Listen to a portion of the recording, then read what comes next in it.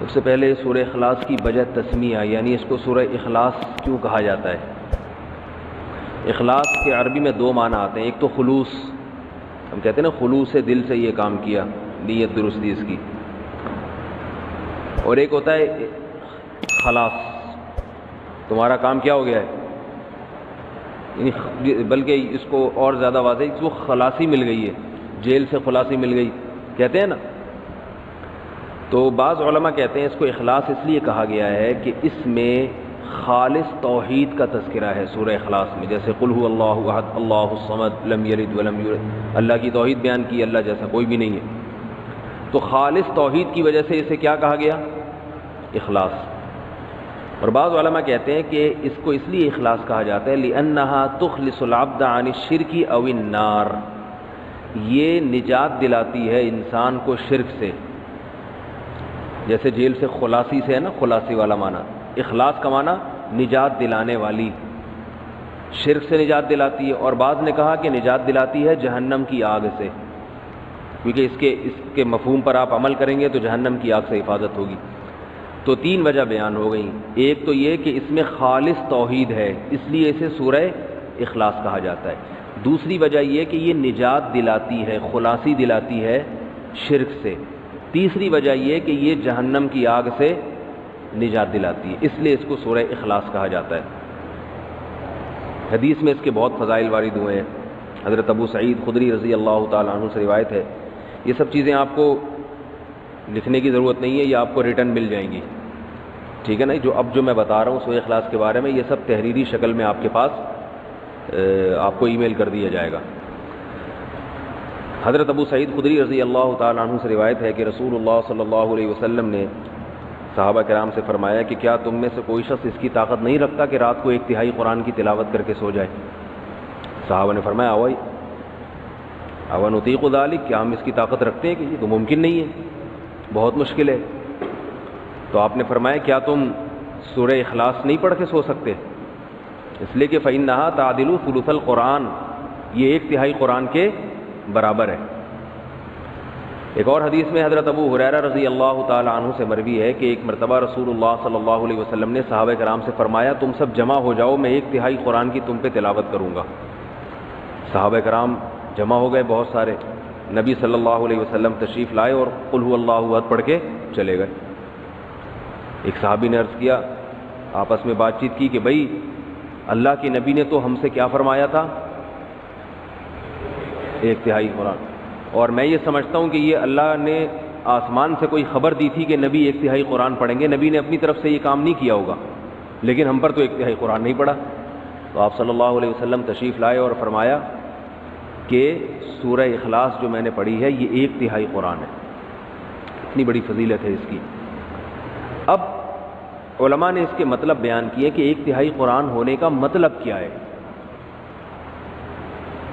دیکھنے میں تو ایک تہائی قرآن نہیں ہے نا، لیکن ایک تہائی قرآن کا مطلب کیا ہے؟ تو اس کے دو مطلب بیان کیے گئے ہیں، اس لیے علماء کہتے ہیں جس نے 3 مرتبہ قل هو اللہ احد پڑھ لی اسے ایک قرآن کی تلاوت کا ثواب ملتا ہے، سمجھ رہے ہیں؟ جس شخص نے 3 مرتبہ قل هو اللہ احد پڑھی اسے ایک قرآن کی تلاوت کا ثواب۔ اب اس پر اشکال ہوتا ہے کہ 3 مرتبہ قل هو اللہ پڑھ کے جب ایک قرآن کی تلاوت کا ثواب مل رہا ہے تو الحمد سے لے کے والناس تک قرآن مجید پڑھنے کا فائدہ پھر کیا ہے؟ سوال ہی سمجھ میں نہیں آ رہا، جواب کہاں سے سمجھ میں آئے گا؟ جس قوم کی سمجھ میں سوال ہی نہیں آئے اس قوم کی سمجھ میں آ گیا سوال؟ آپ کی نہیں آیا؟ بھائی جب 3 دفعہ قل هو اللہ پڑھنے سے ایک قرآن کا، کیونکہ 1/3 ہے نا، 1/3 ہے، تو 3 دفعہ پڑھ لیں گے تو ایک قرآن ہو جائے گی، تو پھر الحمد سے لے کے والناس تک پڑھنے کی کیا ضرورت؟ شکر ہے سمجھ میں آ گیا، اچھا آواز کی وجہ سے نہیں آیا تھا۔ تو اس کی بہت ساری وجوہات یعنی جواب دیے گئے، لیکن اس کا سب سے بہترین جواب وہ ہے جو علامہ ابن تیمیہ رحمہ اللہ تعالی نے دیا ہے۔ وہ جواب یہ ہے کہ ہر چیز کا اللہ نے اپنے علم میں ایک ثواب رکھا ہے، وہ قیامت کے دن ملے گا، اس کی کوئی مخصوص وزن ہوگا، کوانٹٹی ہوگی، اس کی مقدار ہوگی، یہ تو اس شے کا ثواب ہے۔ تو اللہ نے اپنے علم میں قرآن کی، پورے قرآن کی تلاوت کا بھی ایک ثواب رکھا ہوا ہے، وہ 3 دفعہ قل هو اللہ پڑھنے سے بھی حاصل ہو جاتا ہے، جو اللہ نے پورے قرآن کی تلاوت کا ایک مخصوص ثواب رکھا ہے۔ لیکن جب آپ پورے قرآن کی تلاوت شروع کرتے ہیں الحمد سے، تو ہمیں پورے قرآن کی تلاوت کے ساتھ ساتھ کچھ اضافی ثواب بھی مل رہے ہوتے ہیں۔ مثال کے طور پر جب ہم قرآن کی تلاوت کریں گے، اس میں سورہ فاتحہ بھی آئے گی، اس کے کچھ اضافی فضائل ہیں اس سورت کی تلاوت۔ سورہ بقرہ بھی آئے گی، سورہ بقرہ کے کچھ الگ سے اضافی فضائل ہیں جو اس کی تلاوت کے بارے میں وارد ہوئے ہیں۔ سورہ آل عمران بھی آئے گی، اس کے الگ فضائل ہیں۔ پھر قرآن مجید کی جو جنت اور جہنم کی آیتیں آئیں گی آپ کے سامنے، اس سے جو انسان کا دل بنتا ہے، جو واقعات آتے ہیں، اس سے جو انسان کو عبرت حاصل ہوتی ہے، یا قرآن کی تلاوت سے اللہ کی جو محبت پیدا ہوتی ہے، یہ ساری اضافی چیزیں ہیں جو پورے قرآن کی تلاوت پہ آپ کو ملیں گی۔ تو سورہ اخلاص 3 دفعہ پڑھنے سے وہ جو اللہ کے علم میں 1 دفعہ قرآن کی تلاوت کا جو اصل ثواب ہے وہ مل جائے گا، لیکن جو اضافی ہیں، فاتحہ کے اضافی فضائل، سورہ بقرہ کے اضافی فضائل، پھر قرآن پڑھنے سے جو اللہ کی محبت اور قرب اضافی، یہ پورا قرآن پڑھے بغیر نہیں حاصل ہو۔ سمجھ گئے بات کو؟ یہ سب سے بہترین جواب ہے۔ اور بعض علماء نے یہ بیان کیا کہ یہ بھی ایک معقول جواب، اچھا جواب سمجھا گیا ہے کہ قرآن مجید میں بنیادی طور پر 3 مضامین بیان کیے گئے ہیں۔ ایک تو عقیدہ توحید کو بیان کیا گیا ہے، شرک کی نفی۔ دوسرا قرآن نے بیان کیا ہے احکام، یہ کرو، یہ نہ کرو، یہ حلال ہے، یہ حرام ہے، نماز پڑھو، روزے رکھو، زکوٰۃ دو، زنا مت کرو، وغیرہ وغیرہ۔ یہ ایک قسم کا مضمون ہے۔ اور تیسرا مضمون ہے روز جزا، آخرت قائم ہوگی تمہیں۔ یہ پورے قرآن کا گویا کہ بیسک بنیادی 3 مضامین ہیں۔ تو سورہ فاتحہ میں توحید خالص کو بیان کیا گیا، تو قرآن کے 1/3 ٹاپک کو، 1/3 مضمون کو سورہ اخلاص کور کر دیتی ہے۔ اس لیے اس کو یعنی مضمون کے لحاظ سے، قرآن کے مضامین کے لحاظ سے 1/3 قرآن کہا گیا ہے۔ سمجھ رہے ہیں بات کو کہ نہیں سمجھ رہے؟ ایک چیز ایک لحاظ سے کچھ ہوتی ہے، دوسرے لحاظ سے نہیں ہوتی۔ جیسے میں نے بتایا تھا آپ کو کہ حدیث میں آتا ہے کہ سورہ فاتحہ جیسی کوئی صورت نازل نہیں ہوئی، لیکن حدیث میں آتا ہے سورہ فلق اور سورہ ناس جیسی کوئی صورت نازل نہیں ہوئی۔ تو حدیثی میں اس کا جب دوسری حدیث میں جواب موجود ہے، سورہ فلق، سورہ ناس افضل ما یتعوذ به المتعوذون، پناہ مانگنے والوں کے لیے، پناہ مانگنے، مختلف قسم کے شر سے پناہ مانگنے والوں کے لیے ایسی صورت نازل نہیں ہوئی۔ تو رقیہ کے لحاظ سے سب سے افضل سورہ فلق اور سورہ ناس ہے۔ تو ایک چیز ایک لحاظ سے افضل ہوتی ہے، دوسرے لحاظ سے افضل نہیں ہوتی وہ۔ تو اس لحاظ سے ایک سورہ اخلاص کو کیا کہا گیا؟ سب سے بہترین سورت۔ تو حدیث میں آتا ہے رسول اللہ صلی اللہ علیہ وسلم کے دور میں صحابہ کرام ایک دفعہ سفر پہ گئے، تو ایک شخص امامت کیا کرتے تھے ان میں، وہ ہر رکعت میں قل اللہ احد ہی پڑھتے تھے۔ ہر رکعت میں کیا پڑھ رہے ہیں؟ صحابہ کو سوال پیدا ہوئی ہے، بھئی یہ کوئی اور صورت پڑھتے ہی نہیں۔ صحابہ نے نبی صلی اللہ علیہ وسلم سے تذکرہ کیا، آپ نے ان صحابی کو بلایا، تم کیوں پڑھ رہے ہو؟ انہوں نے فرمایا کہ مجھے اس صورت سے محبت ہے، مجھے اس صورت سے محبت ہے۔ حدیث آپ صلی اللہ علیہ وسلم نے فرمایا جس کا مفہوم ہے جنت کی بشارت دی آپ صلی اللہ علیہ وسلم نے کہ تمہیں اس صورت سے محبت ہے، تو اس پر آپ صلی اللہ علیہ وسلم نے ان کو جنت کی بشارت دی، کیونکہ اس صورت سے محبت ہونا کس کی علامت ہے؟ کہ اللہ کی توحید سے محبت، اور یہ اللہ سے سچی محبت کی علامت ہے۔ تو اس لیے اگر کوئی ہر رکعت میں سورہ اخلاص پڑھتا ہے تو بھی ٹھیک ہے۔ البتہ نبی صلی اللہ علیہ وسلم کی جو عام سنت ہے وہ یہ کہ رکعتوں میں آپ الگ الگ صورتیں پڑھا کرتے تھے۔ اس لیے علماء کہتے ہیں کبھی جوش میں انسان نوافل میں ساری رکعتوں میں قل اللہ پڑھ لے، جوش محبت میں ٹھیک ہے، لیکن عام معمول اسی کا بنانا چاہیے جو نبی صلی اللہ علیہ وسلم کا اپنا معمول تھا۔ وہ کیا تھا کہ مختلف صورتوں میں مختلف رکعتوں میں مختلف صورتیں آپ صلی اللہ علیہ وسلم پڑھا کرتے تھے۔ حدیث میں رسول اللہ صلی اللہ علیہ وسلم رات کو سونے سے پہلے سورہ فلق اور سورہ ناس کے ساتھ قل هو اللہ احد کی تلاوت بھی کیا کرتے تھے، یہ بھی حدیث میں اس کی فضیلت آئی ہے۔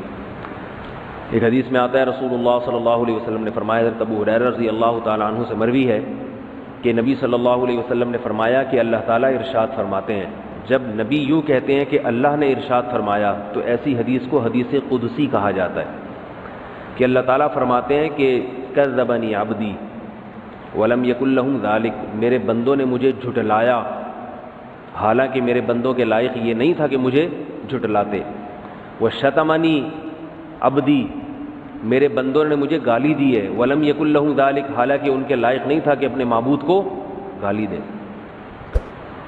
کیسے؟ پھر اللہ کے نبی فرماتے ہیں کہ اللہ تعالیٰ نے فرمایا کہ میرے بندوں نے کہا لن یعیدنی، میرے بندے نے کہا لن یعیدنی ابدا، اللہ مجھے دوبارہ زندہ نہیں کرے گا، کما بدأنی، جیسے پہلی مرتبہ پیدا کیا تھا۔ تو یہ مجھے جھٹلایا، حالانکہ جس نے پہلی مرتبہ پیدا کیا ہو اس کے لیے دوبارہ بنانا تو اور آسان ہوتا ہے۔ یہ اللہ کے الفاظ بتا رہا ہوں، نبی نے جو فرمائے۔ تو اللہ فرماتے ہیں کہ حالانکہ دوبارہ بنانا تو پہلی دفعہ سے بھی آسان، تو یہ میرے بندے مجھے جھٹلاتے ہیں، کہتے ہیں پہلی دفعہ تو بنایا مگر دوسری دفعہ نہیں بنا سکتا۔ اور شتمنی عبدی، اور میرے بندے نے مجھے گالی دی، ولم یکن لہ ذالک، حالانکہ اسے نہیں چاہیے تھا کہ مجھے، اس کے لیے لائق نہیں ہے کہ مجھے گالی دے۔ کیسے بھئی؟ اللہ کو تو کوئی بھی گالی نہیں دیتا۔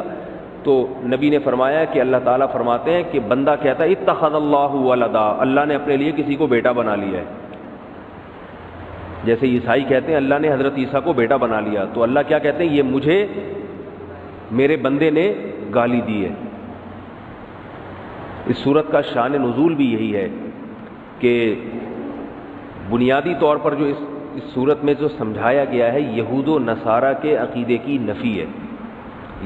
عیسائی کہتے ہیں کہ حضرت عیسیٰ ابن مریم اللہ کے بیٹے ہیں، وہ بڑی لمبی چوڑی بات گھماتے ہیں، کیونکہ حضرت مریم کے اولاد شوہر نہیں تھے، اور تمام پیغمبر جتنے بھی آئے ہیں ان سے پہلے گناہ ہوئے ہیں، تو اللہ نے کہا ایسا پیغمبر بھیجوں گا جس سے گناہ نہ ہو سکتا ہو، تو اللہ ہی نے اپنے کلمے کی شکل میں اللہ ہی اپنے دوسرے جلوے میں آ گیا۔ عجیب عجیب باتیں کرتے ہیں، کبھی کہتے ہیں حضرت عیسیٰ اللہ کے بیٹے ہیں، کبھی کہتے ہیں اللہ نے ان کو بیٹا بنا لیا ہے، جنا تو نہیں ہے لیکن خود بیٹا بنا لیا اللہ نے ان کو، کبھی کہتے ہیں کہ اللہ حضرت عیسیٰ کے جلوے میں آیا ہے، حضرت عیسیٰ کی ذات میں اللہ نے، کبھی کہتے ہیں حلول کیا ہوا ہے۔ تو مختلف عقیدے ان کے کسی ایک بات پہ ٹکتے نہیں ہیں۔ تو اللہ نے ان تمام باتوں کی نفی کر دی کہ نہ عیسیٰ ابن مریم اللہ کے بیٹے ہیں، کیونکہ اللہ نے کسی کو جنا نہیں، اور نہ اللہ نے کسی کو اپنا بیٹا بنایا ہے، اور نہ عیسیٰ ابن مریم اللہ جیسے ہیں۔ وہ کہتے ہیں نا تین خدا میں سے ایک عیسیٰ ہیں، تو کوئی اللہ جیسا نہیں ہے، خدا نہیں ہے، سب مخلوق ہیں اللہ تعالیٰ کی۔ تو عیسائیوں کے نظریے کی نفی ہے۔ اس صورت کا شان نزول یہ ہے کہ ایک مرتبہ یہود و نصارہ کا ایک وفد رسول اللہ صلی اللہ علیہ وسلم کے پاس، یہود کا ایک وفد آیا اور رسول اللہ صلی اللہ علیہ وسلم سے کہنے لگا صف لنا ربک، کہ آپ ہم سے ہمارے رب کی اوصاف بیان کریں۔ یہودیوں کا شاید یہ خیال تھا کہ تورات میں تو لکھا ہے کہ اللہ جیسا کوئی بھی نہیں ہے، اگر یہ جھوٹے نبی ہوں گے تو غلط صفات بیان کرنا شروع کر دیں گے، بھئی وہ ایسا ہے وہ اس طرح ہے۔ تو یہودی کہنے لگے کہ آپ بتائیے کہ اللہ تعالیٰ کی جنس کیا ہے، مرد ہے یا عورت ہے، اور کس چیز سے بنایا گیا ہے، کس چیز سے بنایا گیا، من الذهب ام من الفضة ام من النحاس، سونے کا بنا ہوا ہے، چاندی کا بنا ہوا ہے یا پیتل کا بنا ہوا ہے، ہمارا جو رب ہے جس میٹر سے بنا ہے وہ میٹر کون سا ہے۔ تو اس پہ یہ صورت نازل ہوئی، اللہ احد اللہ الصمد، بے نیاز ہے، لم یلد ولم یولد، نہ جنا گیا اور اس کا کوئی ہم پلہ نہیں ہے۔ جب ہم پلہ نہیں ہے، لیس کمثلہ شیء، جب اس جیسا کوئی ہے ہی نہیں ہے تو سونے یا چاندی یا پیتل سے مثال ممکن نہیں ہے، کیونکہ یہ تو مخلوق کی مثالیں ہیں، اللہ مخلوق سے بالکل الگ ہے، ماورا ہے، ہماری عقلوں سے بالا تر ہے، تو اس کے پیتل مثال میں پیش کرنا، سونا مثال میں پیش کرنا یہ ممکن نہیں ہے۔ ایک روایت میں آتا ہے کہ مشرکین نے کہا، مشرکین مکہ جو تھے نا وہ نسب کی بڑی بحث کیا کرتے تھے، نسب کہ اس کا نسب کیا ہے، اس کا نسب کیا ہے، تو انہوں نے کہا کہ اے محمد آپ اللہ تعالیٰ کا نسب بیان کریں کہ اللہ کا نسب کیا ہے۔